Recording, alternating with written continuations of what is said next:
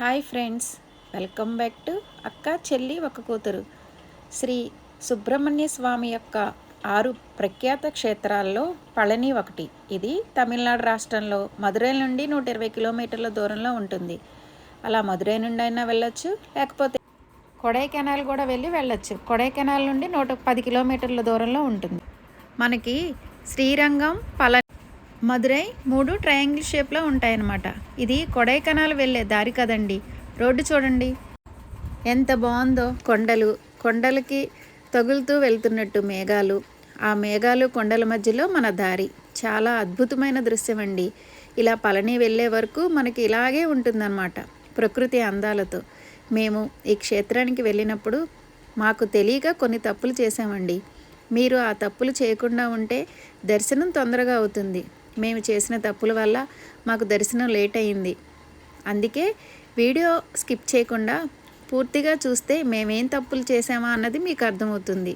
మీరు ఆ ప్లేస్కి వెళ్ళినప్పుడు, అంటే పళని క్షేత్రానికి వెళ్ళినప్పుడు ఆ తప్పులు చేయకుండా ఉంటారు. పళని క్షేత్రంలో కొండ మీదకి వెళ్ళడానికి 3 మార్గాలు ఉంటాయి. ఒకటి మెట్ల మార్గం, రెండోది రోప్వే, మూడోది వించ్ ట్రైన్. ఈ 3 మార్గాల ద్వారానే కొండపైకి వెళ్ళాలి. కొండ మీదకి వెళ్ళడానికి రోడ్డు ఉండదన్నమాట. మనం ఎలా వెళ్ళాలనుకుంటామో మనల్ని అక్కడ డ్రాప్ చేసి ఆటో వాళ్ళు కానీ మన కార్లు కానీ అక్కడ డ్రాప్ చేసి వెళ్ళిపోతే మనం అలా వెళ్ళాలి. మెట్ల మార్గం ద్వారా వెళ్ళాలంటే సుమారు 675 మెట్లు ఎక్కి వెళ్ళాలన్నమాట. రోప్వేకి, ఈ మెట్ల మార్గానికి, వించ్ ట్రైన్ స్టేషన్కి మూడు వైపులు ఉంటాయి. మూడిటికి సంబంధం ఉండదు. ఒక్కొక్క దానికి కిలోమీటర్న్నర డిస్టెన్స్లో ఉంటాయన్నమాట. అందుకే మనం ఎటు నుండి ఎలా వెళ్ళాలనుకుంటామో నిర్ణయించుకొని అక్కడికి వెళ్ళి మనం అలా వెళ్ళాలి. ఇప్పుడు మేము సుమారు 700 మెట్లు ఎక్కాలి కదా, టైం వేస్ట్ అయిపోయి దర్శనం తొందరగా అవదేమో, రోప్వే ద్వారా దర్శనానికి వెళ్దామని చెప్పి రోప్వేకి వెళ్ళే అక్కడ స్టేషన్కి వెళ్తున్నాం అనమాట. ఇదే మేము చేసిన పెద్ద తప్పు. ఎందుకంటే రోప్వేకైనా వించ్ స్టేషన్కైనా వెళితే సుమారు 2:30 నుండి 3 గంటలు వెయిట్ చేయాలన్న విషయం మాకు తెలియదు. మేము ఒకటి ఆలోచించాం. ఏంటంటే రోప్వేలో వెళ్ళినా, ఇలాగా ట్రైన్లో వెళ్ళినా తొందరగా వెళ్ళొచ్చు కదా, తొందరగా దర్శనం అయిపోతుంది. మెట్లు అయితే 700 మెట్లు కదా, టైం ఎక్కువ పడుతుందేమో, ఆ మెట్లు కూడా ఎక్కగలమా లేదా అని అనుకున్నాం. ఇది మేము ఫస్ట్ చేసిన పెద్ద తప్పు.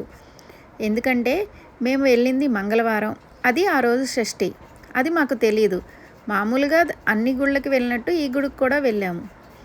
చాలా జనాలు, అసలు ఎంతమంది అంటే రోప్వే దగ్గరికి వెళ్ళినప్పుడు టికెట్ కోసం వెయిటింగే మాకు 4 అవర్స్ పట్టింది.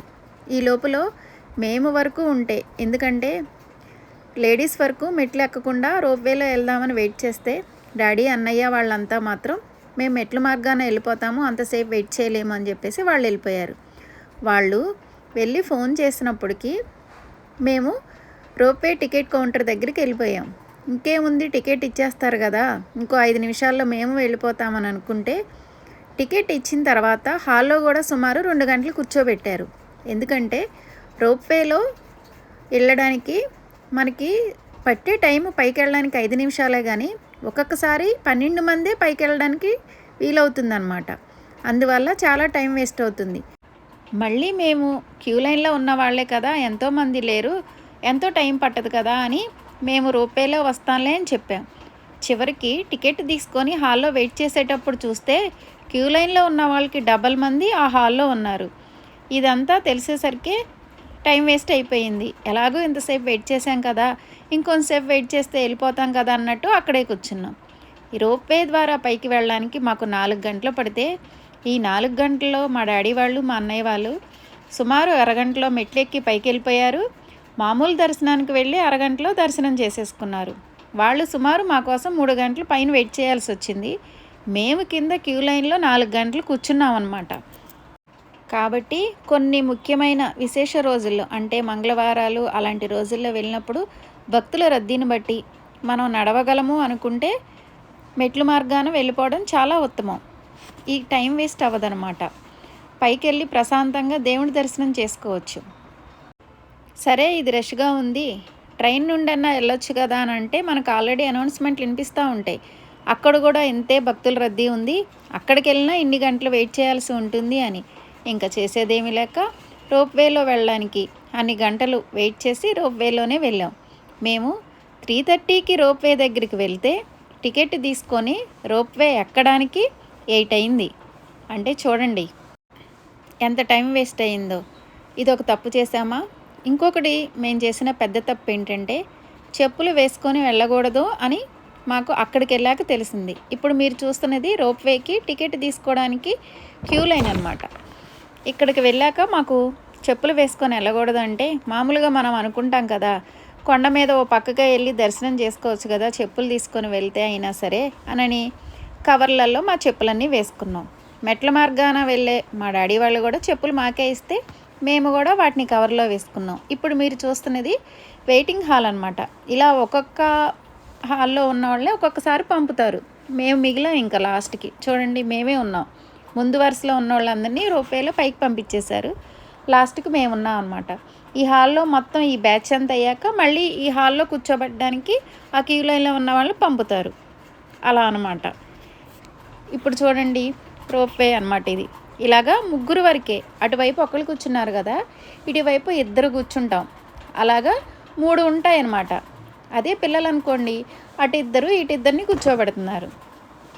అందుకేనండి రోప్వేలో వెళ్తుంటే అంత లేట్ అవుతుంది, అంతేకాని వేరే కారణాలు లేవు. ఇప్పుడు మీరు చూస్తుంది మెట్ల మార్గం అనమాట. మెట్లు కూడా ఈజీగా ఎక్కడానికి వీలుగానే ఉంటుంది.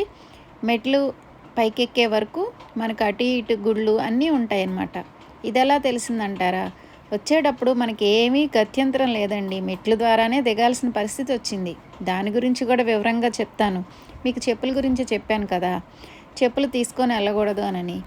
మనం అతి తెలివితేటలు కదండి, కవర్లో వేసుకొని పట్టుకొని వెళ్ళొచ్చులే, దర్శనం చేసుకొని మళ్ళీ రావచ్చు అని అనుకున్నాం. ఎందుకంటే ఇక్కడ చెప్పులు తీసుకొని వెళ్ళాలన్నది మా ఉద్దేశం కాదండి. ఇక్కడ మనం రోప్వే దగ్గర చెప్పులు పెడతాం కదా, కానీ వచ్చేటప్పుడు మనం ఇటు రాము, ఎటు వస్తామో తెలియదు. మళ్ళీ ఇక్కడికి వచ్చి చెప్పులు తీసుకోవాలి, ఇదంతా రిస్క్ ఎందుకు, కవర్లో కానీ బ్యాగ్లో కానీ వేసుకొని వెళ్తే మనకు ఆ రిస్క్ ఉండదు కదా అని ఆలోచించాము. కానీ ఇక్కడ చాలా స్ట్రిక్ట్గా ఉంటారన్న విషయం మాకు తెలియదు. ఇక్కడికి వెళ్ళేవాళ్ళు ముఖ్యంగా గమనించండి, చెప్పులు మాత్రం అస్సలు వేసుకెళ్ళొద్దు, తీసుకెళ్ళొద్దు. మీ కారులోనూ లేకపోతే మీకు వీలైన చోట వదిలేసి వెళ్ళండి. కొండ మీదకు మాత్రం చెప్పులు అస్సలు పర్మిషన్ లేదు. రోప్వేలో వెళ్ళేటప్పుడు కవర్లో రోప్వే వరకు తీసుకెళ్ళాం, పైకి వెళ్ళాం. పైకి కొండ మీదకి వెళ్ళడానికి రోప్వే దిగాం కదా, చెప్పుల కవర్ చూశారు. అసలు కొండ చాలా పవిత్రమైనది, చెప్పులు అనేది పైకి తీసుకురాకూడదని మా చేతిలో ఉన్న కవర్ లాగేసుకున్నారు. మాకన్నా తెలివైన వాళ్ళు ఉన్నారండి, హ్యాండ్ బ్యాగ్లో పెట్టుకొచ్చారు కొంతమంది. మాకంటే తెలియదు, అక్కడ ఉన్న వాళ్ళకి తెలుసు కదండి. వాళ్ళు కూడా మాకు తెలియక చేస్తే వాళ్ళు తెలిసి చేసి హ్యాండ్ బ్యాగ్లో దాశారు. అది కూడా గమనించారండి. అవి కూడా లాక్కొని వాళ్ళ దగ్గర ఉంచుకున్నారు. సరే చెప్పులు పోతే పోయి చేసేదేం లేదులే అని పైకి వెళ్ళాం. మేము వెళ్ళేసరికే మా కోసం 100 రూపీస్ దర్శనం టికెట్లు తీసుకొని రెడీగా ఉన్నారు. ఇప్పుడు మీరు చూస్తుంది వించ్ ట్రైన్. ఈ ట్రైన్లో సుమారు 35 మంది ఒకేసారి కొండ మీదకి వస్తారు, అంతేమంది కిందకి దిగుతారనమాట. దానికోసం కూడా 2 గంటలు క్యూ లైన్లో వెయిట్ చేయాలండి టికెట్ కోసం. 100 రూపాయల టికెట్ తీసుకున్నాం కదండి, గుడి క్లోజింగ్ టైం 10 అనమాట. మేము 100 రూపాయల టికెట్తో దర్శనానికి వెళ్ళాం.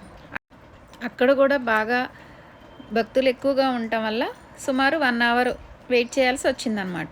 1 అవర్ వెయిట్ చేశాక కానీ కరెక్ట్గా క్లోజింగ్ టయానికి మా దర్శనం అయ్యింది. ఇదండి మా దర్శనం, మేము చేసిన తప్పులు ఇంకా కొన్ని ఉన్నాయి, అవి కూడా చెప్తాను వినండి. ముందు ఈ గుడి గురించి, ఈ గుడి స్థల పురాణం గురించి తెలుసుకుందామా. ఈ ఆలయాన్ని 7వ శతాబ్దంలో కేరళ రాజు అయిన చీమన్ పెరుమాళ్ నిర్మించారనమాట. తర్వాత పాండ్యరాజుల కాలంలో ఈ గుడి చాలా అభివృద్ధి చెందింది. భారతదేశంలో ఏ గుడిలోనైనా మూల విరాట్ను లోహము, రాయి లేదా చెక్కతో తయారు చేస్తారు కదా.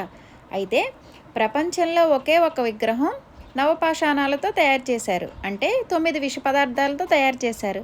అదే ఈ సుబ్రహ్మణ్య స్వామి విగ్రహం అండి. అయితే అందులో కొన్ని ఔషధ గుణాలు కూడా ఉన్నాయని చెప్తారు. దీనికి నిదర్శనంగా కొన్ని సంఘటనలు కూడా అక్కడ జరిగాయి. అవేంటంటే, ఈ ఆలయంలో స్వామివారి విగ్రహం యొక్క తొడభాగం నుండి విభూదిని తీసి భక్తులకి ఇచ్చేవాళ్ళంట. ముఖ్యంగా కుష్ఠవ్యాధి ఉన్న వాళ్ళకి ఈ విభూదిని తీసుకున్న, వారి పుండ్లపై రాసుకున్న కుష్ఠవ్యాధి తగ్గేదంట. అలా తగ్గుతుందని ఆ ప్రాంతంలో విభూదిని తీసి తీసి తీసి విగ్రహం కూడా అరిగిపోయిన విషయం మనం గమనించవచ్చంట. ఇది ఇలానే కొనసాగితే విగ్రహం పూర్తిగా నశించిపోతుందని భావించిన పెద్దలు విగ్రహం నుంచి విభూతిని తీసివ్వడాన్ని నిలిపివేశారంట. ఇంతకంటే గొప్ప నిదర్శనం మనకేం కావాలి చెప్పండి. ఇంకా స్థల పురాణం ప్రకారం విఘ్నాలకు అధిపతిని ఎవరిని చేయాలా అని కైలాసంలో జోరుగా చర్చలు జరుగుతున్నాయంట. చివరికి వినాయకుడు కుమారస్వామిలో ఒకరిని ఈ పదవికి అర్హులని తేల్చారు. వాళ్ళిద్దరి వద్దకు వెళ్ళి వాళ్ళకి పోటీ పెట్టాలని అనుకున్నారు. దీని ప్రకారం ఎవరైతే భూమండలాన్ని 3 సార్లు ప్రదక్షిణ చేసి కైలాసానికి వస్తారో వారినే విజేతగా ప్రకటించి ప్రథమ గణాలకు అధిపతి చేయాలని భావిస్తారు. దీని ప్రకారం వినాయకుడి కుమారస్వామిని కూడా సిద్ధపరుస్తారనమాట. కుమారస్వామి వెంటనే తన నెమలి వాహనంపై ఈ భూమండలాన్ని చుట్టి రావాలని బయలుదేరతారు. అయితే గణపతి ఆకారంలో చాలా పెద్దవాడు. అంతేకాకుండా వినాయక వాహనమైన ఎలక కూడా నెమలితో పోలిస్తే చాలా నెమ్మదిగా వెళ్తుంది కదండి.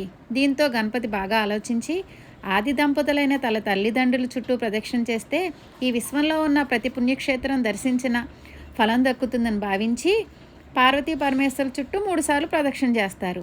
ఆ గణపతి అలా ప్రదక్షిణ చేసే టైంలోనే కుమారస్వామి ఏ పుణ్యక్షేత్రానికి వెళ్ళినా మొదట వినాయకుడే కనపడేవాడనమాట. చివరికి కైలాసానికి చేరుకున్న కైలాసంలో కూడా వినాయకుడే కనిపిస్తాడు.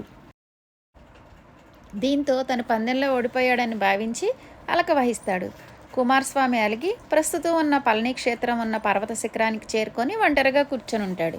దీంతో ఆయన తల్లిదండ్రులైన పార్వతీ పరమేశ్వర్లు అక్కడ చేరుకొని బుజ్జగించడం మొదలుపెట్టారు. ఈ క్రమంలో ఈ విశ్వంలోని జ్ఞానానికి నీవే అధిపతివి అని చెప్తూ జ్ఞాన ఫలాన్ని అందజేస్తారు.